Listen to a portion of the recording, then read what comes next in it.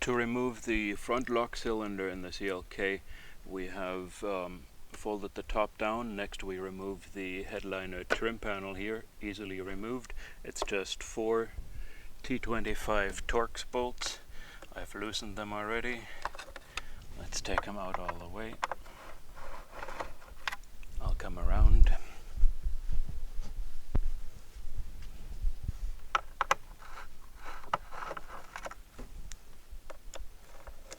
Got the 4 bolts out. Now we need to peel back this rubber molding a little bit. It can be sticky. There's signs of glue, and actually there's also signs of oil from this front lock cylinder having leaked a little already. So we pull up the molding and snap it out of 4 tabs, 1, 2, 3, 4. They will either pop out or be stuck in there. This one stayed stuck, so we will in the end pry this tab out with a screwdriver, put it back in here, and same over here, so that after in the end we can push the trim panel right back in here. Anyway, the front lock cylinder is mounted inside this sheet metal assembly, and as I said, it's just started leaking. It's little wet at the bottom here, and I see some traces of oil in this tray, and some traces of oil having run here. It has just started. If we had waited any longer, then we would have had either oil dripping onto the door on the inside, or actually staining the headliner and the soft top, which would have been a big shame. So it really pays off to do preventative maintenance on this cylinder. You don't want it to ruin your interior. So next we'll remove this latch assembly that the cylinder is mounted in. To take the cylinder out of the latch assembly, we have to first take the ball joints of the latches on the outside. Then we have to unscrew 4 T25 Torx bolts to get access to the mounting pins of this cylinder. Now the important thing I'll say out loud first here, that is the mounting frame here, the one that's held in place with 4 Torx bolts, has adjustment to it. It can slide left and right. So you actually, when you put this thing back on later, want to look exactly at the marks where the Torx bolts used to be, because if you mount the latch sideways to the left or to the right, I will try to demonstrate this, then you will have one of these hooks closing farther and one not as far as before.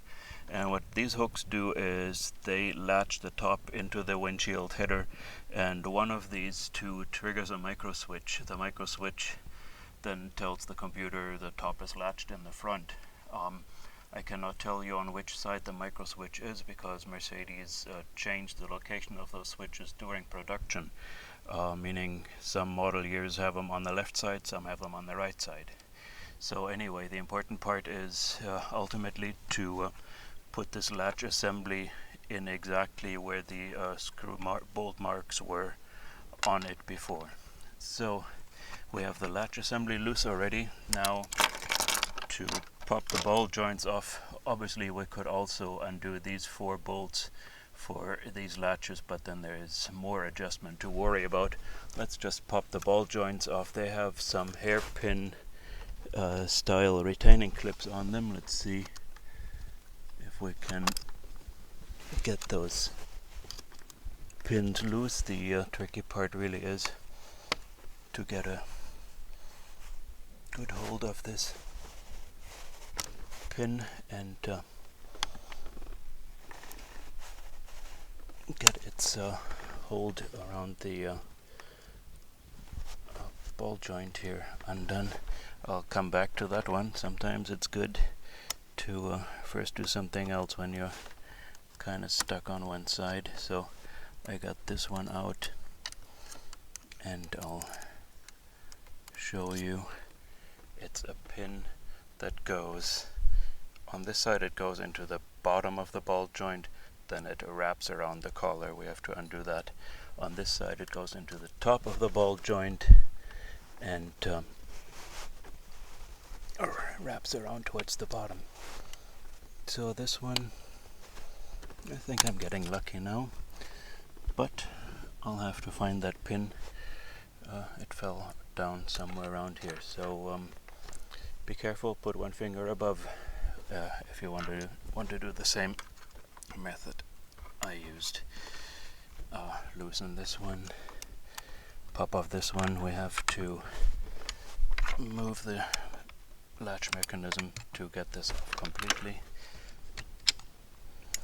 So here's the latch taken off, and we see the front lock cylinder exposed with line 66 on the bottom, 65 on the top. Let's talk about taking that cylinder out of the latch. If you move the latch to a position where the upper mounting pin can slide through this hole, then that way you can take the upper mounting pin out. You just have to get a small flat screwdriver into this circlip and slowly slide it out. Make sure it doesn't go flying. And now slide the latch to exactly the right position, and oops, here it comes. The front mounting pin is out, and the bottom is easy. Same kind of circlip. Put your small flat screwdriver in the gap, put a finger on the circlip so it doesn't go flying, walk it off the mounting pin, take out the mounting pin, and here you have your front lock cylinder. Now let's take the hoses off. This piece of rubber is just an O-ring that was wrapped around the cylinder to prevent rattling. To take the hoses off, of course, as always, we have to slide out the line clips. One way to do that is to try to get a small flat screwdriver in the gap here between the hose fitting and the clip itself. That worked out this time. Otherwise, we could have also try to lever it out with pliers. Never grab the clips with pliers, you'll just flatten them out. Rather lever them around. So we take this clip out already. We do the same on the bottom. There we go. Take the clip out, put it in a safe place next to the other one. Take out the hose. You will notice that the O-rings are staying inside the cylinder and they will be discarded. You are getting new O-rings with your new cylinder, rebuilt better than new cylinder from Top Hydraulics. You put the O-rings on the hydraulic line fittings first. There's really only one way to put them on, so old, new, better than new. Push the fitting in straight down without forcing it. Secure the clip. There it is. Push the second fitting in. Really easy. Put the clip on.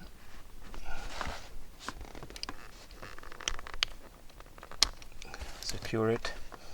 And here we go. We have our front latch cylinder ready to go back in. We'll, in the end, put this piece of rubber in between here again to prevent rattling. It's a tad over-engineered. You don't really need it, but let's just do it. Slide the cylinder over it. Here we go. We line up the lower hole and put in the mounting pin again. remember where you put parts so you find them again easily. Here it is. Well, to get the clip on more easily, I'll slide the pin in from the bottom. I can line the cylinder up. Well, the trick to lining it up is moving it with a screwdriver to exactly center, push it over, put our circlip here, and just slowly push the clip into the groove. There, the bottom is refastened. Now we tackle the front. To do that, we have to extend the cylinder, make sure we have things aligned fairly well for the pin to go through this hole. There we go. The pin is in. Now, to get the upper clip into the groove, one thing you can do is put a dab of grease onto this locking mechanism so that the clip is kind of held in place. I've done this a few times, so it didn't go flying on me. If you want to be sure that the clip doesn't go flying while you put it on again, just put a dab of grease on here. So here we are, we have the cylinder swapped back into this lock assembly. Now let's put the pins back on. Putting the one on the left side on is a little bit tougher because it's hard to see the lower hole that this hair clip pin goes into, so you want to partially insert this pin into the ball joint already, then put the ball joint on the ball, and then get the pin wrapped around. Well, it came out on me again while the hair clip came out of the hole on me again while I was putting this ball joint on the ball. If you find this too cumbersome, too hard to feel exactly where the pin goes, there it goes, then you could also simply remove the, there we go, then you could also simply remove these 4 bolts. I'd prefer not to do that because you have too many variables in this, and this whole latching mechanism gets too easily misaligned. Well, you remember the other pin went flying on me earlier. I didn't find it again right away, so we're going to do something else. We're going to make a pin out of a paper clip. Easily done. Stick the paper clip through, wrap it once around, cut it, and this end is secured as well. Now we go back to, as I said earlier, mounting this latch exactly where it was before. Well, I don't think I have to show you how I fasten screws here. Basically all 4 bolts go back into place. We put the trim piece back on. Trim piece snaps into these 4 holes.